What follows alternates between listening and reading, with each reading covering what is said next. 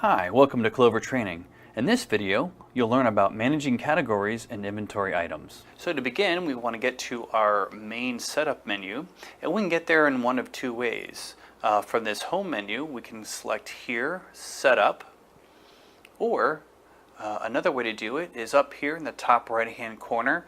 If we click on that, you'll also see Setup, and it takes you to this same menu. And once we get to the Setup screen, we're going to select Inventory. And then once we get to the inventory screen, you're going to see on the left hand side here that we have inventory and modifiers.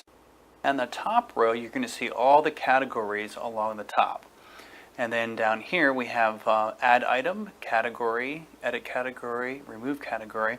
And then what this shows is what items are in this category. And the blue line right there represents that category is selected. If I select nachos, these would be the items in the nachos category. Okay, so we're going to begin by adding a category, and you just come up here and you click on that, and we're going to create a vegetarian category, and we're just going to abbreviate it by VEGET, and we're going to click add.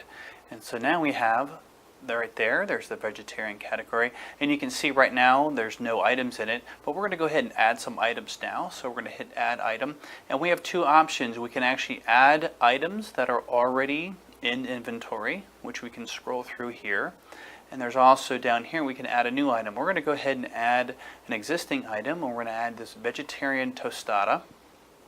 And if I click here, you're going to see there it is, and we're going to add one more item while we're here, since we can. And let's see, we have a vegetarian taco. So let's go ahead and do that. And if we select vegetarian, and now we have our two items. But what if we're going to add a new item to our menu? So we're going to go ahead and add item again, but this time we're going to hit add new item. And we're going to type in bean burrito.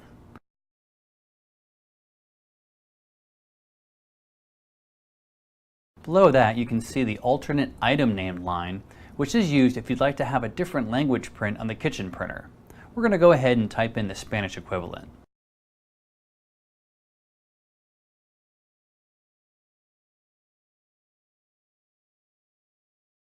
Next will be price, which we're going to set at $1.35. There are three options here: fixed, variable, and per unit. Fixed means the price is always the same when that menu item is selected. Variable, which means the price will have to be entered each time it's selected, and per unit, meaning the price is set by the ounce or the pound.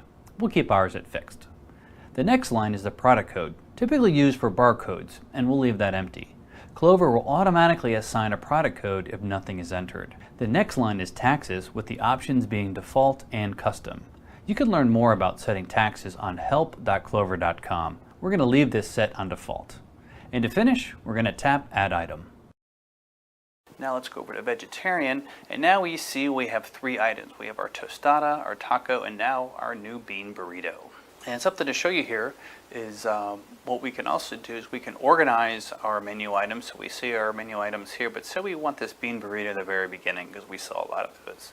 So we'll just click the arrow button, and that moves it across to where we want it.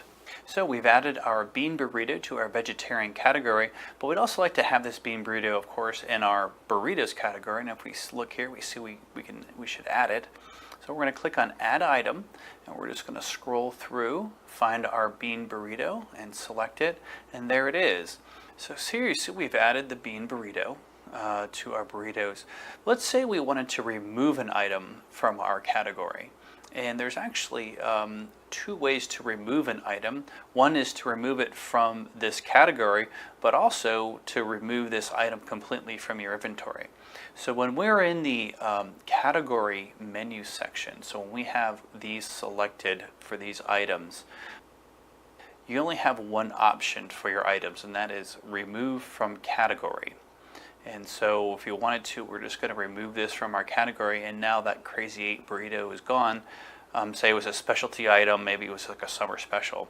But say, but it's going to be in our inventory. So if we come over here to all items, and we scroll up, and we're going to still see that our Crazy 8 burrito is still in our inventory. Let's just say that item is now no longer being used, and we want to remove that from our inventory. So we just select it, And now we're going to remove this item, and this is going to be removed permanently from our inventory, so you might want to think about that. Remove item. And now if we go back to all items, we'll see that our Crazy 8 burrito is gone. And this concludes our training on categories and inventory.